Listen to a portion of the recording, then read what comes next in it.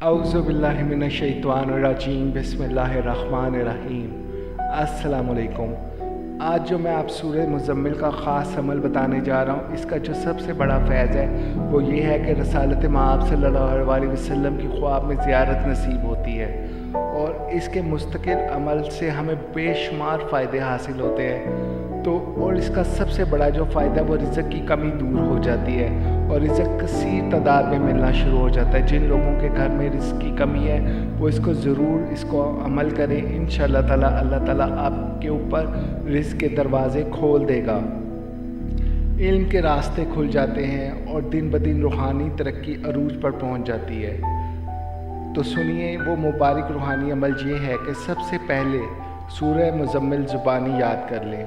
बेहतर है कि किसी कारी साहब से याद करें कि किसी किस्म की गलती ना रह जाए। और जब नया चाँद शुरू हो, इसकी पहली जुमेरात, यानी जब नया चाँद शुरू हो इसकी पहली जुमेरात अव्वल व आखिर दरूद शरीफ, एक बार दरूद इब्राहीमी, सूरह मुज़म्मिल 11 बार पढ़ें। सोते वक्त 11 बार दिल में यानी ज़ुबान तालु के साथ लगाकर दिल में पढ़ें। अव्वल तो पहले ही रोज़ खुशखबरियाँ मिलना शुरू हो जाएंगी। इंशाअल्लाह ताला आपकी मुश्किलें आसान होना शुरू हो जाएंगी। ये अमल मुसलसल 41 दिन तक करना है आपने, ठीक है। और इस अमल के दौरान अगर ज़ियारत रसूल नसीब हो जाए तो अल्लाह पाक का शुक्र अदा करें जिसने आपको ये सादत नसीब फरमाई।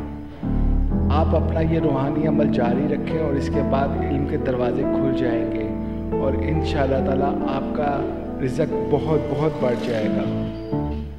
मैं उम्मीद करता हूँ कि अल्लाह ताला आप पर आसानियाँ फरमाएंगे। आमीन या रब्बुल आलमीन।